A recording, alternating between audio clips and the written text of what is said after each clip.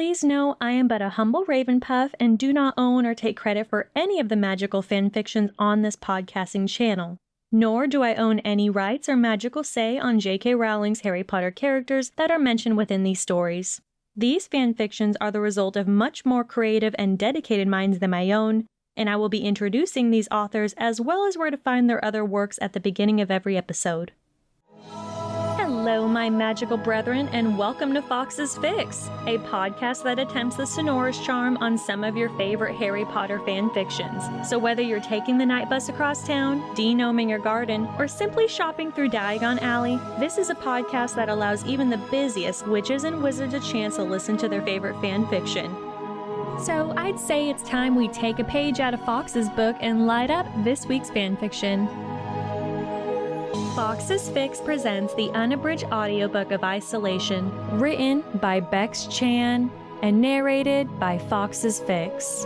Bex-Chan's novel-length fanfiction can be located on fanfiction.net as well as archiveofourown.org. Warning: this fanfiction is rated mature for its explicit language, content, and themes. Chapter 8. Touch. Hermione hadn't managed a blink of sleep. Ginny had become inconsolable fairly quickly, and Hermione had simply rocked her back and forth, stroking her hair until the redhead had become too exhausted to remain conscious. Hermione knew Molly had comforted her daughter in a similar fashion, and she'd spent the majority of the night thinking about her own parents and how much she missed them. Her weary brain had naturally dragged her thoughts to Harry and Ron, and finally, to Malfoy. Now, in her defense, it was impossible not to think about her cold house guest when he was always there. But he'd been a little easier on her strained thoughts as of late. Despite his arrogance, prejudices, and the rest of the complicated recipe of flaws, Malfoy was certainly more bearable than he'd been before. She'd even found herself, accidentally of course, leaving the library a little earlier than usual so she could spend more time in his presence.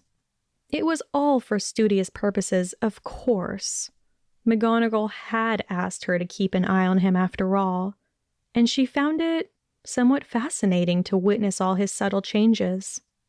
Plus, it had felt good to have a consistent male presence again, even if it was forced, and that said male was a prat. Still, watching him adapt to his surroundings, and to her, was so intriguing, and she had secretly challenged herself to influence him as best she could. Hermione was almost certain that if, and that was a massive if, she could break his prejudices, then he wouldn't be so bad to live with. Then again, probably not. Her Gryffindor optimism could be a pain in her backside at times. But she'd try anyway, even if only to erase the word mudblood from his vocabulary.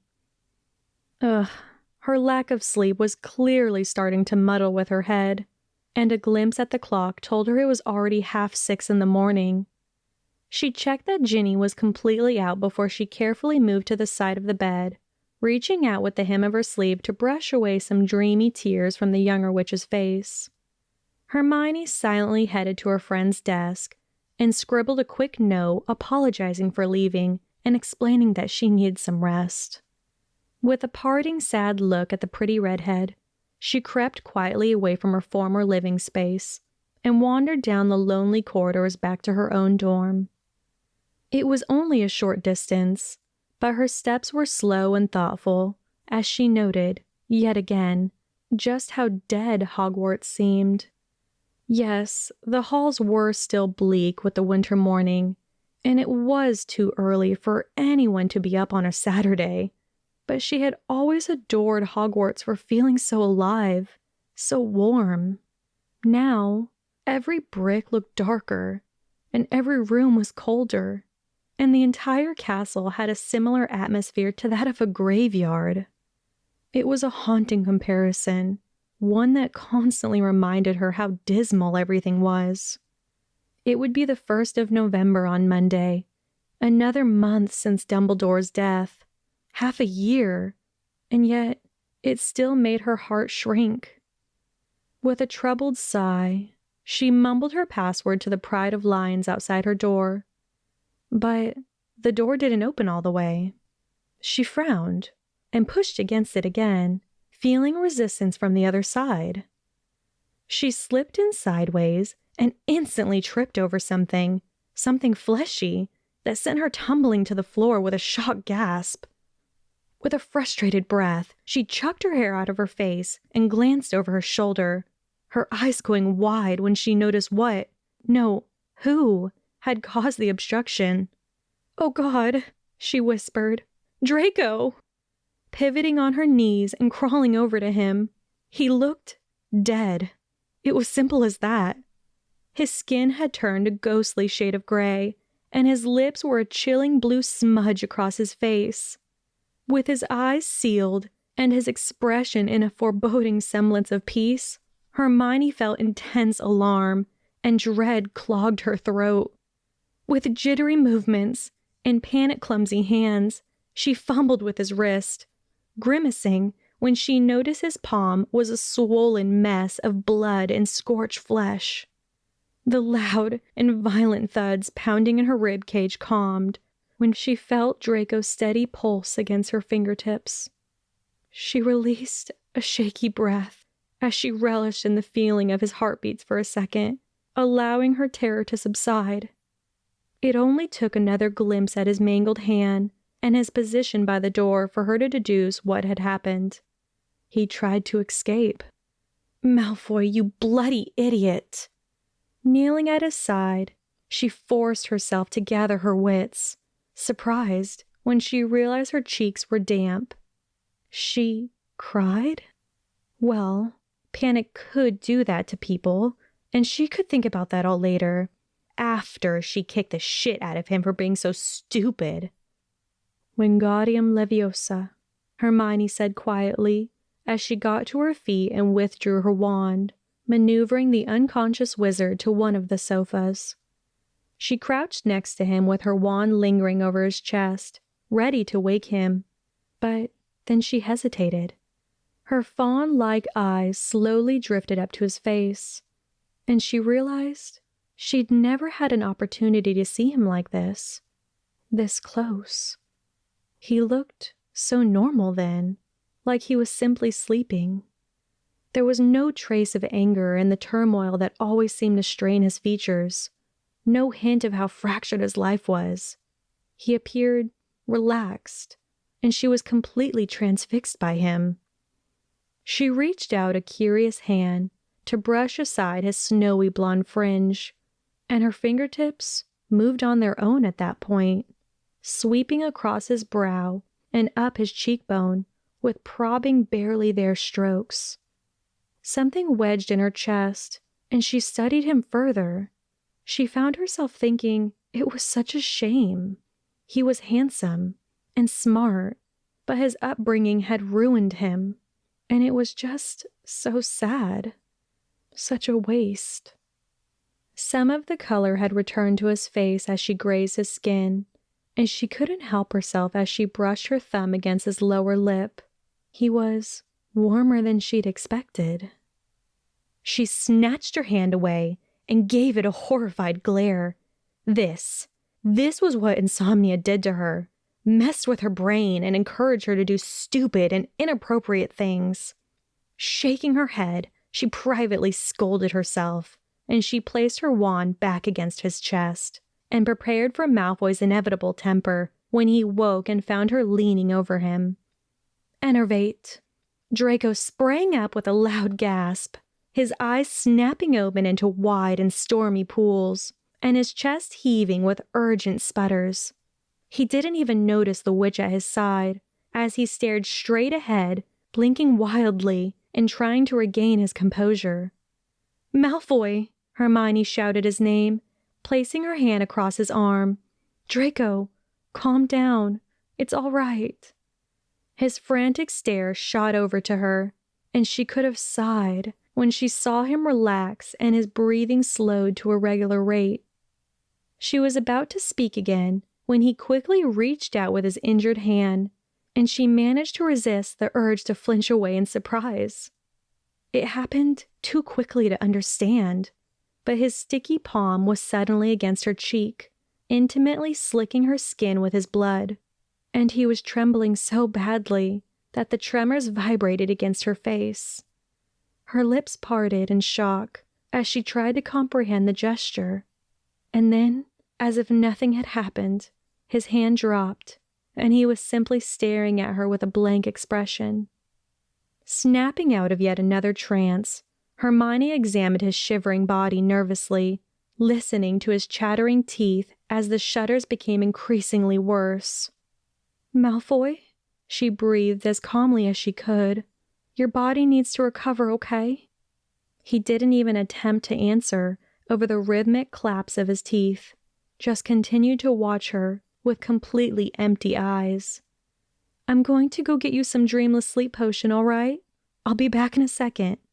She rushed to her bedroom without waiting for a response and flung open the chest at the base of her bed to rummage as fast as she could for the vial of purple liquid. With the required potion in her fist, she grabbed a blanket from her bed and raced back to him, finding his body quaking at an alarming rate. She dropped the blanket and stumbled back to his side, desperately tugging away the cork and bringing the vial to his lips. "Draco," she murmured over her anxiety, "can you keep still so I can give you this?" No answer, just more shaking. Pausing for only a second, her free hand went to his face again, cupping his cheek and using her thumb to pry apart his lips.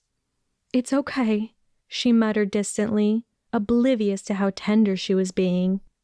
She ignored the pain as she shoved her thumb between his vibrating teeth so she could pour the liquid down his throat. When the glass was empty, she tossed it over her shoulder and settled her palm across his lips, absently tracing her fingertips across his face as she waited for him to swallow the potion. No less than 20 seconds later, he went completely limp, though he was still shivering slightly. She pulled the blanket over him and ensured he was substantially covered before she collapsed back on her haunches with a relieved sigh. Dear Merlin, she'd been petrified for him. But she'd done all she could.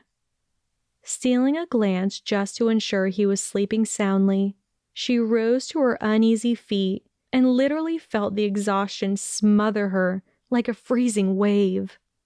Dragging her protesting limbs toward the bathroom, she hunched over the sink and tried to gather her thoughts. But a glance at her reflection made her breath hitch.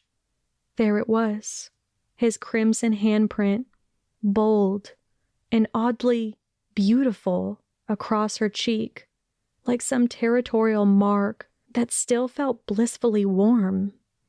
She stared at it for a long minute before she flicked on the tap and rinsed his blood away with a strange flutter in her chest. With a final glance at her reflection, she trudged into her room and began to discard her clothes.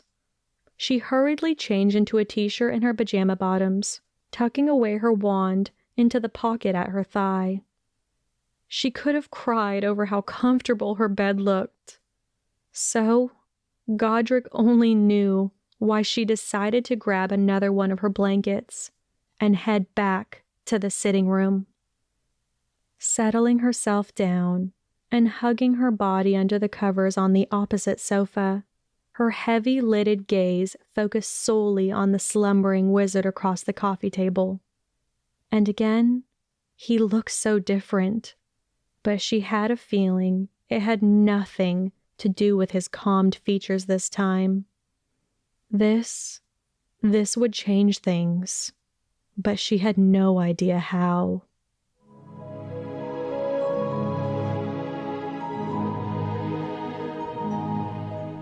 Hermione woke first to the sounds of wandering students outside of her dorm.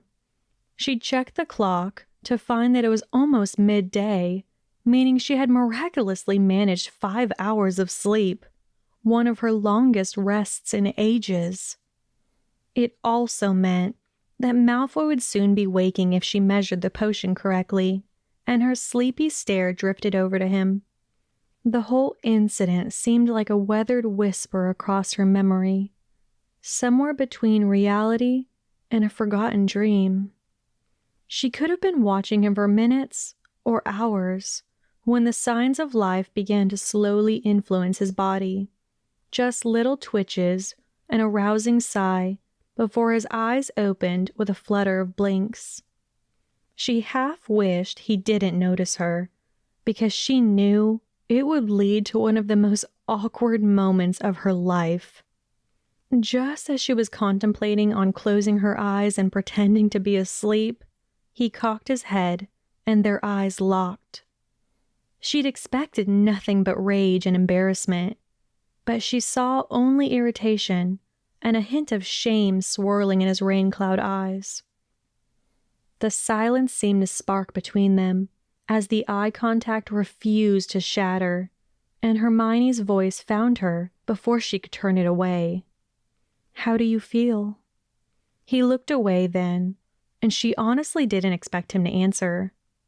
"Like shit," he muttered, his voice a little hoarse. The witch observed him intently as he pulled himself into a sitting position with some difficulty and a reluctant grimace, keeping his injured hand under the blanket. He bent his knees and clenched his eyes shut, bowing his head and massaging his temple with lean fingers. She chewed her bottom lip and silently scolded herself for leaving her couch, gathering the blanket around her shoulders as she neared him. "What the hell are you doing?"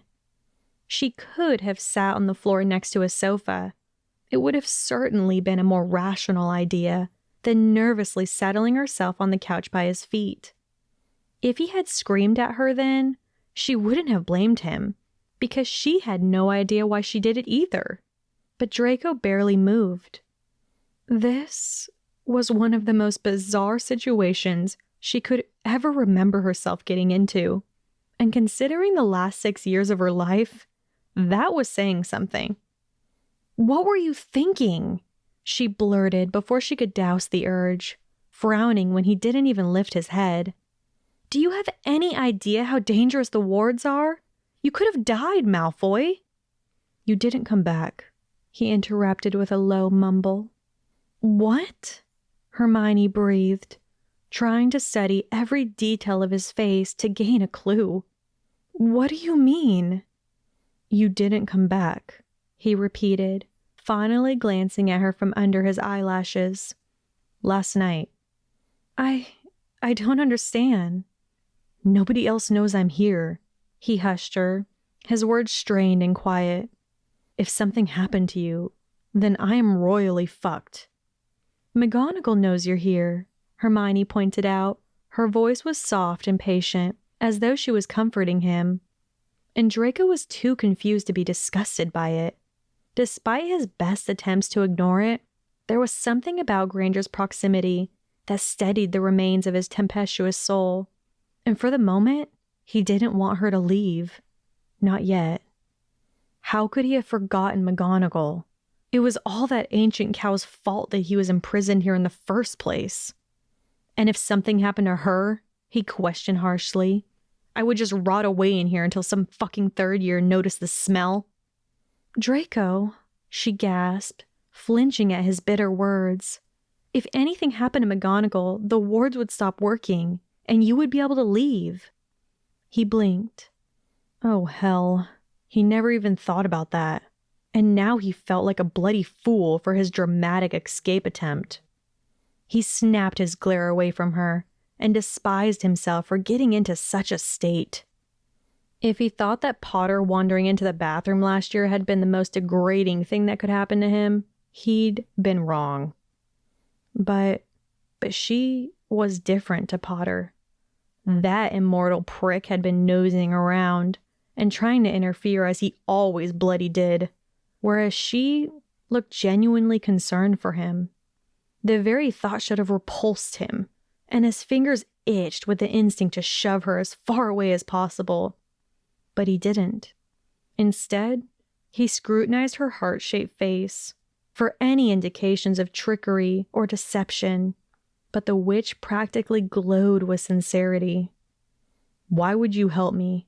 he asked her, narrowing his eyes into suspicious slits. "Because you needed it," Hermione shrugged, as though it was nothing. "The wards are strong and dangerous. You could have been killed." "You hate me," he hissed, perhaps more to himself than her. "We loathe each other, Granger. Why the fuck would you help me?" I don't really think I hate you," she stuttered shyly, and Draco clamped his mouth shut with an audible snap. "Hate's a strong word, and I would never wish anything fatal on you." "Wouldn't you?" he growled cynically. "No, I wouldn't," she affirmed with that familiar determination of hers. "And I would hope that you wouldn't wish it on me." Draco snorted, but she would have been deaf not to notice the lack of conviction there. A memory of the Quidditch World Cup invaded his mind, and he recalled himself warning Potter to get her away from the chaos. It had been a random impulse, and he had questioned himself relentlessly for weeks afterwards. But there was no escaping that he considered her safety, and to this day, he still had no idea why. "Let me check your hand." Granger's voice stole him back to the current predicament. "It looked pretty bad this morning." "It's fine." "No, it's not." She cut him off with a stern glare, extending her hand. "Look, I'll just petrify you if you insist on being difficult. Wouldn't you rather we get this over with?" Draco scowled at her and clicked his tongue. "You will not tell a soul about this, Granger." "I couldn't even if I wanted to, Malfoy," she reminded him. "Everything that happens in this room remains between us." Something about the brunette's comment made his throat run dry, and he gulped down a scratchy swallow as he reluctantly revealed his hand. As he settled it in her cupped palm, he grimaced when he realized it was a lot worse than he expected. There was a deep gash slicing across the center, clotted with half-dry blood and still oozing in some areas. His skin was folded back like grotesque petals, and little red lines branched away from the large cut and spread across the rest of his hand like roots, stretching up his fingers and wrist. Draco could feel residual magic crackling under his skin, and the weeping scald burned like torture. His smoky eyes shifted to Granger, half expecting her to be choking on the fumes of vomit, but she was simply nibbling her lip. Her hazels were calculating the damage, and he watched the clogs of her brain churn with too much attention. He noted that they were, once again, effectively holding hands, the smell of blood lingering between them, just like the first time on his bed after the bathroom incident. "This will take a couple minutes," she murmured, pulling out her wand and beginning to work on his wound. "Does it hurt?" "No," he lied through gritted teeth, eyeing the golden glow at her wand's tip. "Just hurry up, Granger." She dampened her lips with a flick of her tongue as she healed the mess, starting at his fingertips and working her way down to the gaping slash. Ignoring the searing sensation sparking in his nerves, he focused instead on her gentle touches and found them to be the perfect distraction. They sat in silence that oddly bordered on comfortable, and he was too lost in the soothing exercise to do anything when she tugged up his sleeve. Granger's harsh breath broke his trance, and his head snapped down to find her amber eyes round and shocked. He followed her stare down his arm, knowing full well what had shaken her. His dark mark. He wanted to melt away in that moment, disintegrate into nothing. No, no, no. He didn't want her to see it. It just didn't feel right. She was too pure for it, as if just looking at the ugly scar would somehow taint her. Salazar strike him down. He didn't want that. He didn't want her anywhere near it. He tried to snatch his arm away, but her grip on him tightened, holding it in place. Hermione studied the hideous brand intently, realizing she'd never been this close to the dark mark before. She had read countless texts about Voldemort and his trademark spells, particularly the Morse Mortar and the inky emblem that the Death Eaters bore. But there was something off about the mark on Malfoy's flesh. The skin surrounding the skull and snake was still raised and red with irritation. But Dumbledore had been dead almost 6 months, which meant the swelling should have gone down by now. Unless...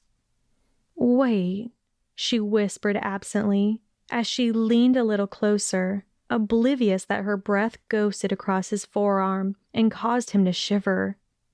Draco observed her wearily, as a rather striking flash of understanding danced in her eyes, and he held his breath as she parted her lips.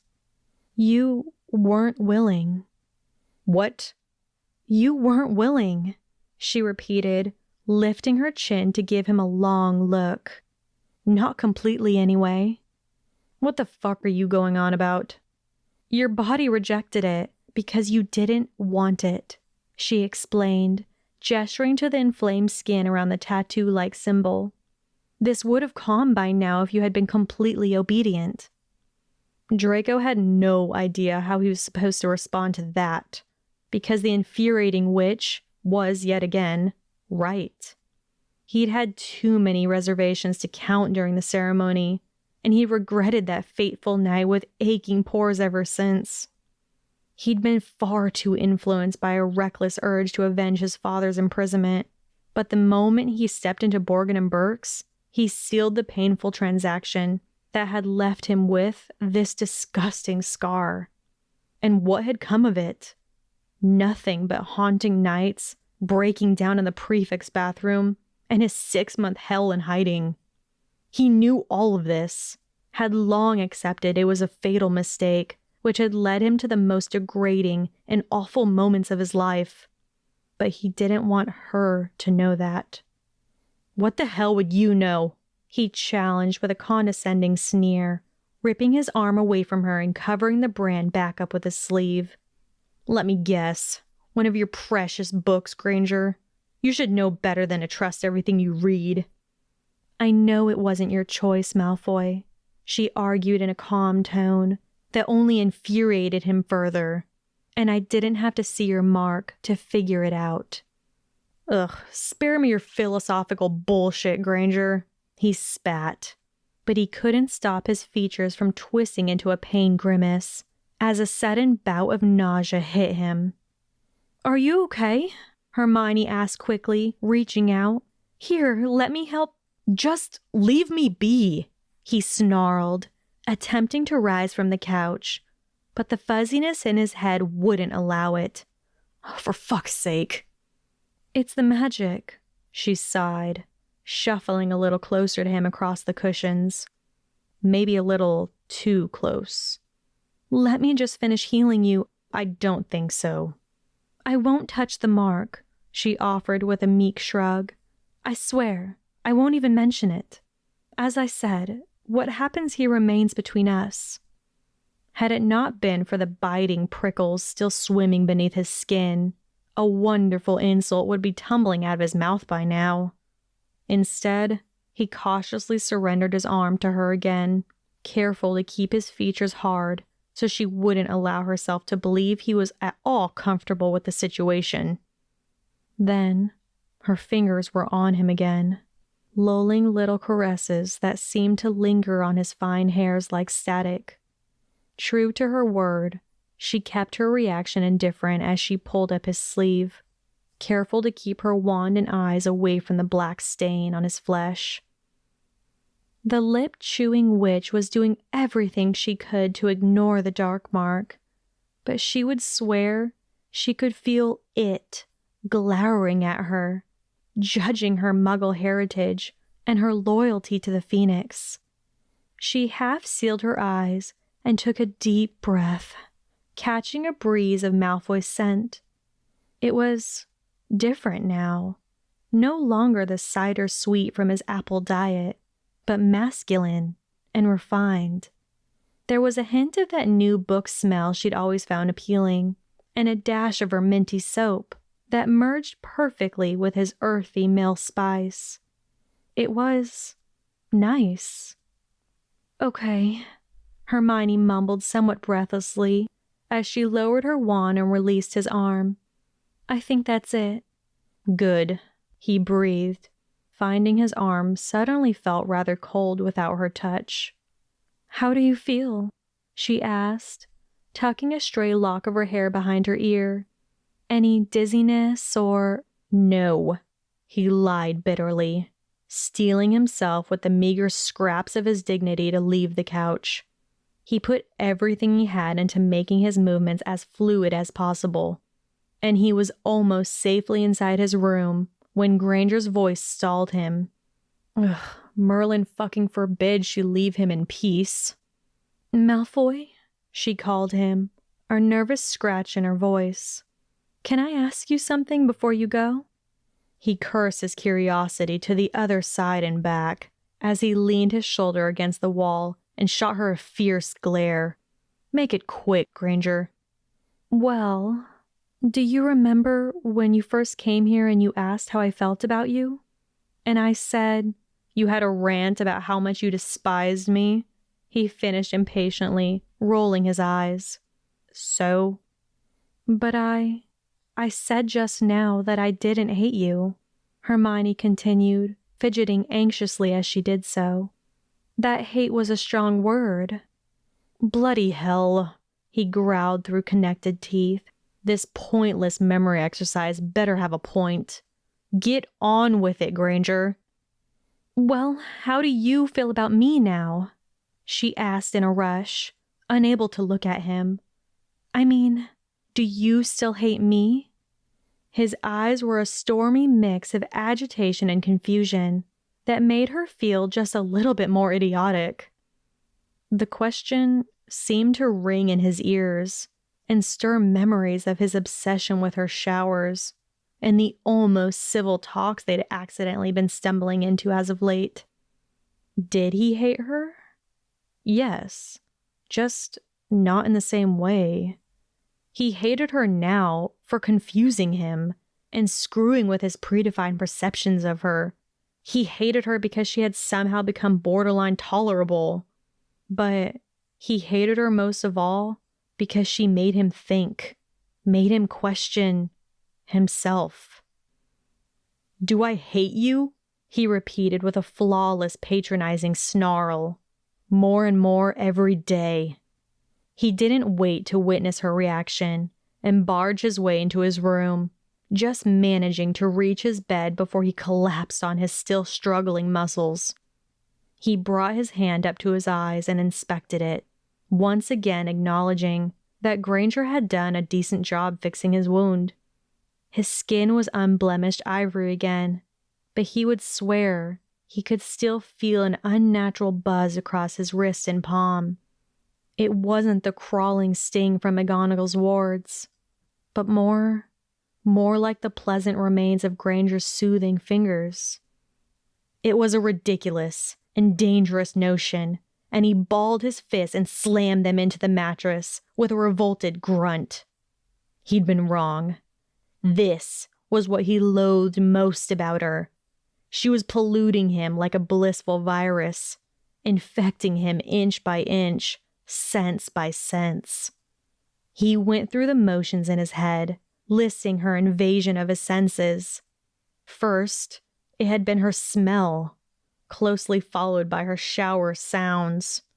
And then, his eyes had come to acknowledge that she wasn't the ugly muggle spawn she was supposed to be. And now he could feel her touch across his skin, and her essence still waltzing in his veins from the other day on the bathroom floor. That was 4. Smell, sound, sight, and touch. What was the 5th? Oh yes, taste.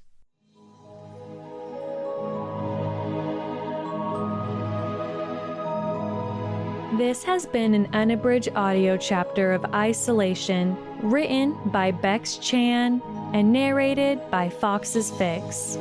A special thank you goes out to Bex-Chan for allowing me the privilege to read her story. To recommend your favorite Harry Potter fanfiction for future audiobook episodes, please visit Fawkes Fics Facebook page and Instagram through the links located in our description below. You can also help support us with donations through our PayPal account to help produce and shape in our future narrated fanfictions. Thank you for listening. Please join us next week for a continuation of this magical fanfiction. See you then!